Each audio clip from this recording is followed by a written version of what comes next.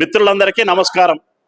ఈ వచ్చే నెల 27వ తేదీన జరిగే ఉపాధ్యాయ శాసన మండలి ఎన్నికల్లో కరీంనగర్ నియోజకవర్గానికి సంబంధించి కరీంనగర్, ఆదిలాబాద్, నిజామాబాద్, మెదక్ పూర్వపు జిల్లాలకు సంబంధించిన నియోజకవర్గం నుంచి తిరిగి నేను మా ఉపాధ్యాయుల ఆశీస్సులతోటి ఉపాధ్యాయుని విలువలు పెంచడానికి ఒక ఉపాధ్యాయ శాసన మండలి వ్యవస్థను ఏదైతే బిఆర్ అంబేద్కర్ గారు ప్రవేశపెట్టినరో దానికి సార్థకత చేకూర్చే విధంగా ఒక ఉపాధ్యాయ శాసన మండలి సభ్యునిగా పనిచేయడానికి ఇవాళ తిరిగి మళ్ళీ అదే నియోజకవర్గం కరీంనగర్ నుంచి పోటీ చేస్తున్న విషయాన్ని మీ ద్వారా తెలియజేస్తుంది.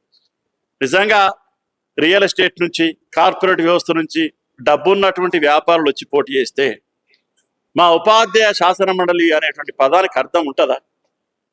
విజ్ఞులుగా ఆలోచించండి. మహిళావులుగా మా టీచర్లు ఆలోచించాలి, మా అధ్యాపకులు ఆలోచించాలి. మంచిని పెంచాలి, ఉపాధ్యాయునికి ఉన్న విలువను పెంచాలి. గురువు ద్వారానే ఈ రాష్ట్రంలో ఉండేటువంటి వ్యవస్థలో సమసమాజం ఏర్పడడానికి అవకాశం ఉన్నది.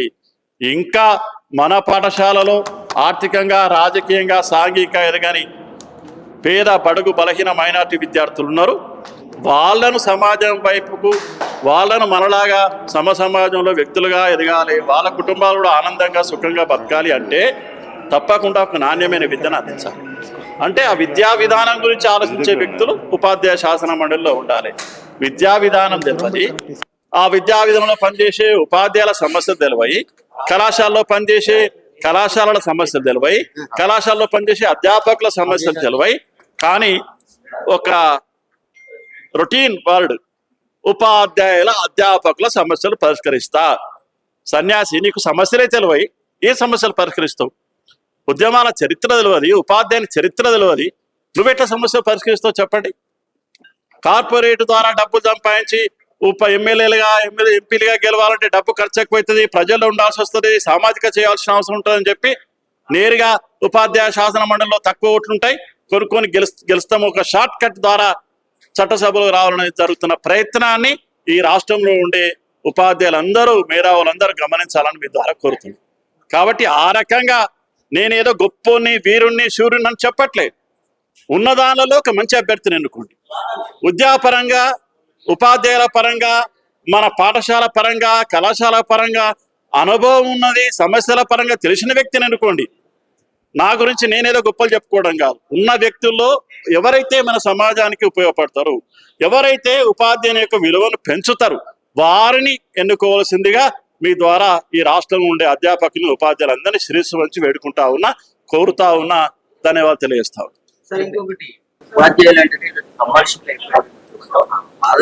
నానా ఒక మంచి ప్రశ్న, లాస్ట్ ప్రశ్న అడిగినాం. సమాజమే పూర్తిగా అటువైపోయింది. నేను ఒక మాట చెప్పిన, ఈ సమాజంలో మంచివాడు అనేటోడు, నేను గాంధీని అనేటోడు ఎవరు లేడు. ఎవడనంటే మనం అంగు పెట్టుకొట్టాల్సింది. చిన్న లంగనం, పెద్ద లంగనం అంతే. ఓపెన్గా చెప్తున్నా, మనసులో మాట చెప్తున్నా. నేను కూడా ఒక చిన్న లంగని, నేను వీరుణ్ణి, ధోరణి, నేను గాంధేయవాదిని, నేను అన్ని ప్రిన్సిపల్తో పనిచేస్తున్నా చెప్పట్లేదు. కాబట్టి అటువైపు సమాజం పోతున్నప్పుడు సమాజంలో మా ఉపాధ్యాయుడు ఒక వ్యక్తే కదా. మా ఊడి ఆలోచన వైపు ఉండాల్సిన అవసరం ఉంటుందా? మేము కూడా సమాజంలో వ్యక్తులమే కదా. మా టీచర్ అంటే నేను ఒక వ్యక్తినే, నేను కూడా పౌరుణ్ణే, నేను కూడా ఈ రాష్ట్ర ప్రభుత్వం ఓటర్నే. సమాజం అంతా కమర్షియల్ అయినప్పుడు నేను కూడా కొంత తప్పు చేయడానికి అవకాశం. చూడాలంటే ఈ దొంగల రాజ్యం, దోపిడీ రాజ్యం, అమ్ముకునే రాజ్యం అయిపోయింది. ప్రభుత్వాల ఆలోచన విధానట్లు అయిపోయినాయి. గురువు అంటే ఒక 5th సెప్టెంబర్ నాడే డాష్ కి వచ్చి చెప్తాయి ప్రభుత్వాలు, అబ్బో ఉపాధ్యాయుడు అంటే ఉత్తముడు, అది ఇదే.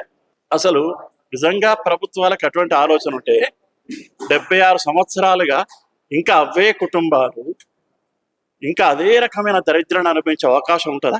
ఒక్కసారి ఆలోచించండి లోతుగా. మీరు 76 ఏళ్ళ నుంచి ఇదే ఉకదంపుడు ఉపన్యాసాలు, ఇవే కథలు, అవే ఎన్నికలు, అవే ఫలితాలు. ఆ కుటుంబాలకు ఇంకా దరిద్రం. లెక్కల్లో చెప్తున్న ఇవే ప్రభుత్వాలు 27% కుటుంబాలు ఇంకా ఆర్థికంగా, సాంఘికంగా, రాజకీయంగా ఇవే ప్రభుత్వాలు లెక్కలు చెప్తున్నాయి. ఇంకా ఎందుకున్న 27% ఒక్కడని ఆలోచిస్తున్నాడా? ఆలోచన రానంతకాలం, పరిపాలన విధానం మారంతకాలం, పాలకుల ఆలోచనలో మార్పు రానంతకాలం ఇంకా 100 ఏళ్ళైనా ఇట్లే ఉంటుంది ఈ దేశం, ఈ ప్రాంతం, ఈ రాష్ట్రం. కాబట్టి మార్పు తీసుకురావడానికి మనం ప్రయత్నించాల్సిన ఒక పౌరునిగా నా వంతుకు నేను చిన్న లంగనో పెద్ద లంగనో నా వంతుకు నేను ప్రయత్నంలో ఉన్నా. అందులో సక్సెస్ అయితా తప్పకుండా ఇట్లాగే ఎన్నికలు 3వ తేదీ నాడు ఫలితాలు ఖచ్చితంగా మీ ముందుకు వచ్చి మా టీచర్లు మంచిని పెంచుతారు, ప్రోత్సహిస్తారు, ఒక మంచి ఉపాధ్యాయునికి ఓటేస్తారని నమ్మకం నాకున్నది. మళ్ళీ 3వ తారీఖు నాడు మీ ముందుకు వస్తా. అందరికీ ధన్యవాదాలు. పోటీ అనేది నాకు ఉపాధ్యాయ సంఘమే లేదు సార్ పోటీగా. ఒక ఉపాధ్యాయుడు అయితే లేడు పోటీగా, ఒక్కనే ఉన్నా.